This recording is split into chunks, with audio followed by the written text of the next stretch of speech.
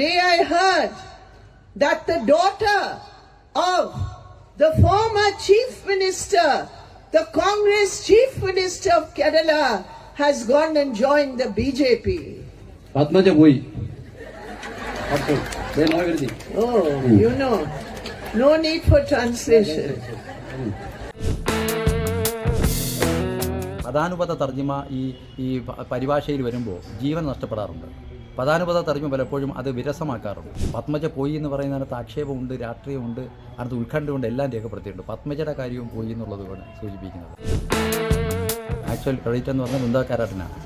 അവരുടെ ഒരു വേദിയിൽ മാത്രമേ നമുക്ക് അങ്ങനെ ഇടപെടാനോ പെരുമാറാനോ കഴിയുള്ളൂ. ആ സ്വാതന്ത്ര്യം നമുക്ക് അവിടെ ലഭിക്കൂ. കാരണം അത്തരത്തിൽ പ്രസംഗ കലയെ കാണുകയും അത്തരത്തിൽ ജനങ്ങളെ അഭിസംബോധന ചെയ്യുമ്പോൾ ഒരു പ്രത്യേക വൈബുണ്ടാക്കുകയും ചെയ്യുന്നു എന്നുള്ളതാണ് കോമ്രേഡ് വൃന്ദ കാരാട്ടിൻ്റെ പ്രത്യേകത. തെരഞ്ഞെടുപ്പിൻ്റെ പശ്ചാത്തലത്തിൽ ഇത്തരത്തിൽ ഒരു രാഷ്ട്രീയം കൺവേ ചെയ്യാൻ കഴിഞ്ഞതിൻ്റെ ഭാഗവാക്കാകുവാൻ കഴിഞ്ഞതിലുള്ള വലിയ സന്തോഷം രേഖപ്പെടുത്തുകയാണ്. അതുപോലെ തന്നെ ഇതിനുശേഷം ഒരു 2 ദിവസമായി ഫോൺ വിളിച്ച ഒരു വിളികളൊക്കെ വന്നുകൊണ്ടിരിക്കുകയാണ്. ബുദ്ധിമുട്ടായിട്ട് തോന്നിയിട്ടുള്ളത് സീതാറാം യെച്ചൂരിയുടേതാണ്. അത് നമുക്ക് എപ്പോഴെങ്കിലും ഒന്ന് മിസ്സായി കഴിഞ്ഞാൽ നമുക്ക് വലിയ ബുദ്ധിമുട്ടായിട്ട് തോന്നാറുണ്ട്. കാരണം അത് പോയി കഴിഞ്ഞാൽ കാരണം കണ്ടൻറ്റ് വൈസിൽ വളരെ ഭാഷയുടെ സവിശേഷത പ്രത്യേകത.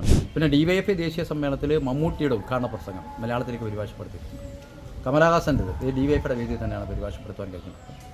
സുഭാഷിണി അലി കഴിഞ്ഞ തെരഞ്ഞെടുപ്പിൽ വന്നപ്പോൾ അവരോടൊപ്പം സഞ്ചരിക്കുവാനും കാരണം അവരൊക്കെ ഉയർത്തുന്ന ഒരു പൊളിറ്റിക്സ് എന്ന് പറയുന്നത് അത് ഒരു സത്യം പറഞ്ഞ അനുഭവമാണ് അവരോടൊപ്പം പോകുമ്പോൾ. പത്മജ പോയി.